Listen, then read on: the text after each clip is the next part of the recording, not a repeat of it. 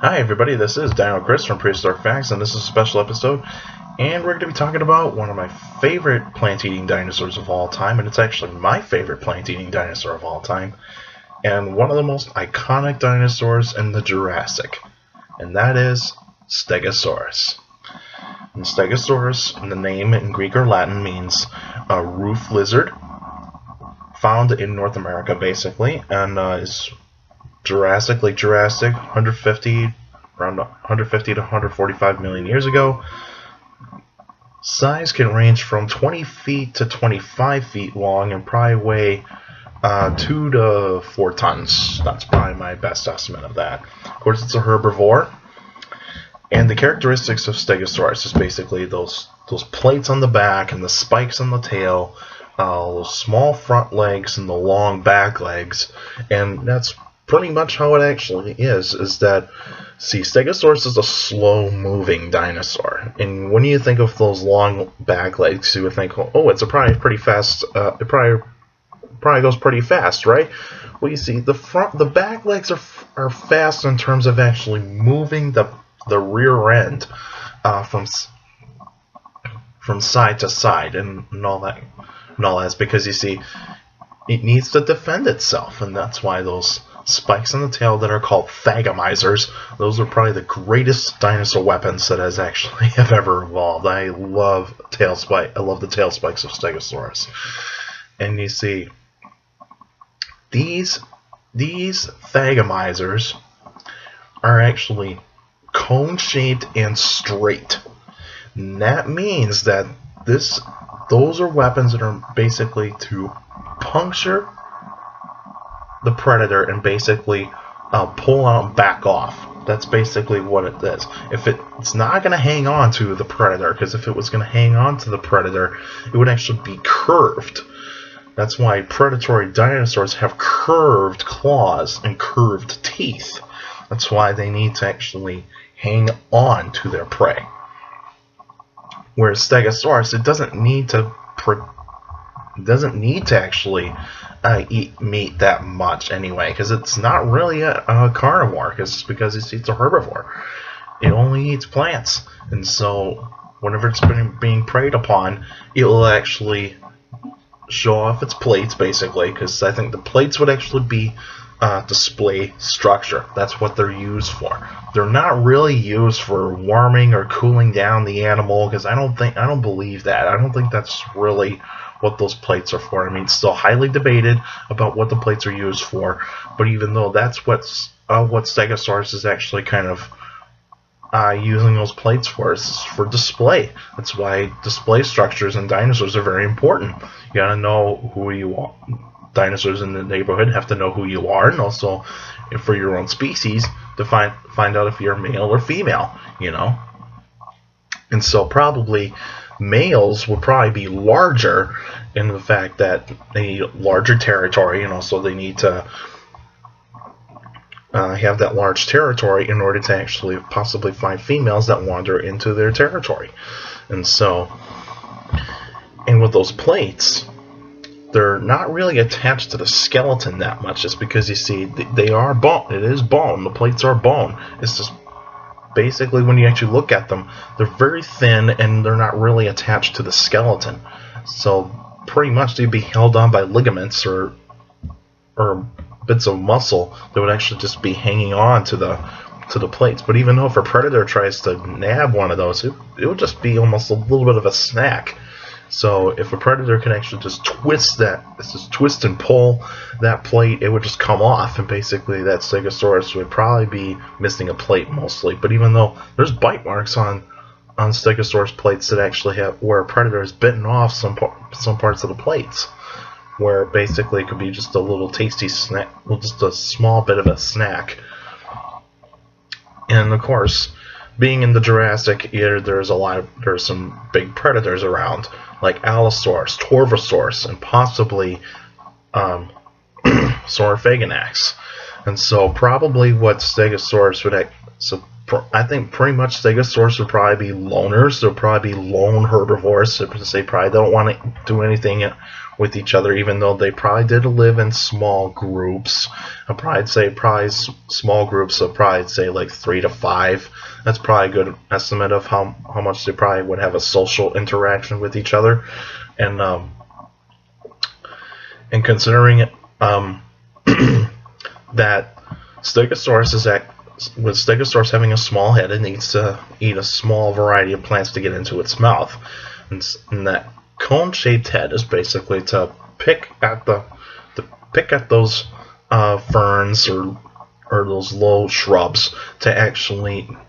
They're kind of almost like nibblers. They basically just pick and just chew it and swallow it down. And you see, they do have teeth like right around here. So basically, they would chew their food. So they wouldn't swallow their food. They wouldn't swallow the plants whole like sauropods. So they would actually be chewing their food. And Stegosaurus is one of the first large plant-eating dinosaurs to actually chew. So that's a really good characteristic of how they actually fed, basically how they fed. And everybody even kind of knows about Stegosaurus having a small brain for its body size. And it's always been made fun of in the media, is because you see basically the media would actually say, oh, Stegosaurus' brain is the size of a golf ball or walnut. Probably means it's not really smart. Well, you're a herbivore. You don't really need to be that smart. You know, if you want to be smart, you actually have to understand what is really going on in your environment. But basically, Stegosaurus would just rely on instinct. It wouldn't really rely on intellect that much, like most of the predators that are in its environment. It's like Allosaurus, it would actually just process what the Stegosaurus is giving to him, and basically just go, okay, how can I attack it? How can I attack the Stegosaurus? You know, that kind of thing. But you see, Stegosaurus would actually just be, get away from me. It would be just like, get away from me. I'm dangerous. I could kill you. That's basically how it actually is. You know, because it would flash those plates, basically probably flush the blood up to the plates to give it like a really scary color, like red, you know, or pinkish color. But even though when you think of pink, you would say, oh, it's not that scary. But even though into an Allosaurus, it is scary. You see, it's like to make the Stegosaurus look bigger in appearance, and also probably also to like suggest to the Allosaurus, this is a dangerous herbivore to attack, so be very careful, you know. And so Stegosaurus pretty much but there was some cooperation with other animals in its environment, like Camptosaurus. Camptosaurus was actually living alongside Stegosaurus, because there's been fossil evidence to support it, footprints, and even some fossil bone evidence where Camptosaurus and Stegosaurus bones have been found together. It's probably because Camptosaurus relied on Stegosaurus for protection, and whereas Stegosaurus probably could actually use Camptosaurus as actually picking up the leftovers of what actually left in terms of the shrubs and or otherwise what's on the ground. And so that's probably why that you see a really good distinct relationship between Camptosaurus and Stegosaurus. And there's one Stegosaurus skeleton that's being studied right now. It's called Sophie.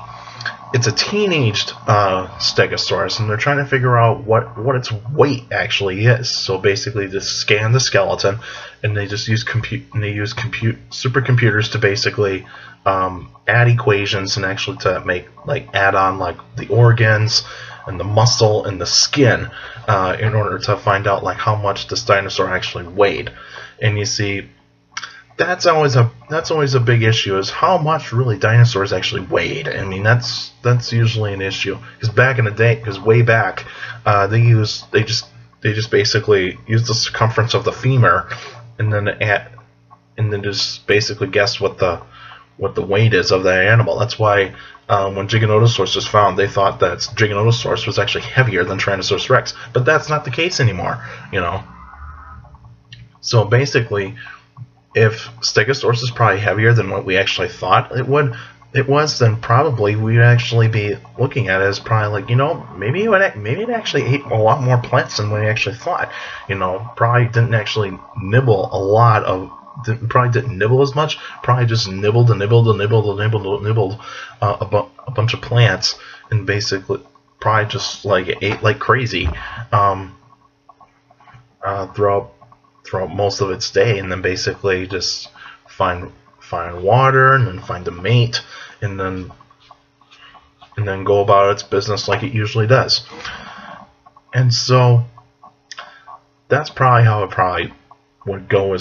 I wouldn't be surprised if Stegosaurus was actually heavier than what we thought, because I wouldn't be surprised that maybe it's actually like 2 tons heavier than what we actually thought. Maybe it's the same weight as a Tyrannosaurus Rex. We will never know, and I wouldn't be surprised by that. But even though Sophie's a teenaged Stegosaurus, so I probably would say it probably weighed 2 tons. So I would probably say that. I'll probably say Sophie probably weighed 2 tons. But we still don't know the sexes of some of these Stegosauruses, because you see, it's very difficult to find out the gender of a dinosaur when all you got is bones. And so it's pretty difficult to say, but I'd say the males would probably be larger. They'd probably have the larger plates, whereas the females would actually be smaller, and they have smaller back plates where they don't need to show off that much. But even though the males would probably make a really bright display and probably try to convince the female that I'm the right one to mate. I'm healthy and I'm strong and I can make good offspring for you. Whereas probably a female would actually just have to choose whether or not that male is actually the right one. And you see, probably the females were really choosy. I would actually say that. The females were really picky about which male Stegosaurus they actually really want to mate with. And that's pretty much what I think would probably happen. But even though I would actually say that Stegosaurus does actually have a really good mating ritual, but even though it's really difficult how they actually position themselves, I'm not going to get to that. But even though when we actually talk about Stegosaurus, we actually see that in some books that they actually say that Stegosaurus has like this second brain, and it's like located right at the hips. That's not really true. It's basically what it is actually the swelling of the spinal cord, and what it is actually it controls the movements of the back legs and the tail. That's why when you have a small brain in your head, you need to, and that small brain is only basically going to be controlling the head and also the front legs. Whereas the back legs, they need something larger right near them in order to actually get the signals into the nerves to move those muscles. And so what we would see in terms of those back legs is see quick movements in the back legs and then quick movements of the tail. And so that's why Stegosaurus is considered to be one of the most dangerous dinosaurs in the Jurassic. If we ever go back in time, if we actually come across a Stegosaurus, it probably wouldn't even think of us as much of a threat unless if we actually did attack it, But I would actually say they probably wouldn't actually think of us of anything. They were probably just saying, you're just a mammal, who cares? Because mammals were around in the Jurassic, and basically mammals didn't really go out in the daylight that much during that time. So, and I would say that, and there's fossil evidence to support that Stegosaurus did attack predatory dinosaurs for defense. There's numerous Allosaurus bones that have Stegosaurus thagomizer injuries, like on the spine, right on the legs, right on the parts of the tail, some parts of the jaws. I mean, you name it. I mean, there's like thagomizer puncture wounds in Allosaurus bones that support. But even though some of those injuries actually healed, so the Allosaurus lived to fight another day. Because you see, Allosaurus is not even a quitter. Allosaurus is not a quitter. But even though Stegosaurus would have won majority of the time, because considering that it's really risky for an Allosaurus to attack a Stegosaurus, unless if there is a lack of available sauropods that could attack, or otherwise there's no Camptosaurus that is actually strayed away from the Stegosaurus colony. And the extinction of Stegosaurus is basically, of course, the changing in the climate, changing of basically the plants changing. Probably couldn't actually recognize those plants. Probably thought those plants were too dangerous to eat. And then probably that Stegosaurus didn't really survive that long, considering it probably didn't adapt to a new environment. And so Stegosaurus would probably just not even recognize these changes, and basically just kind of think, probably would have gone like, I don't know what to do here, so how can I survive, but basically probably couldn't think of anything, probably couldn't actually have that ability to adapt very quickly, and that's pretty much how it actually happened. And of course, and then pretty much 145 million years ago, we move into the Cretaceous, and basically there's not that many stegosaurs left in the Cretaceous as far as we know. It's because stegosaurs didn't last very long in the dinosaur world. It's because they were mainly in the Jurassic. That's why we don't find that many stegosaurs in the Cretaceous.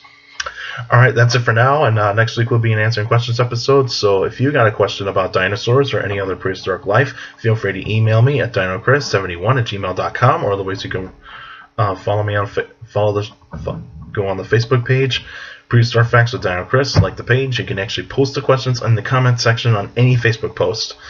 And also you can follow me on Twitter at symbol CSGRALL. That's my Twitter page. I post pretty cool stuff on Twitter.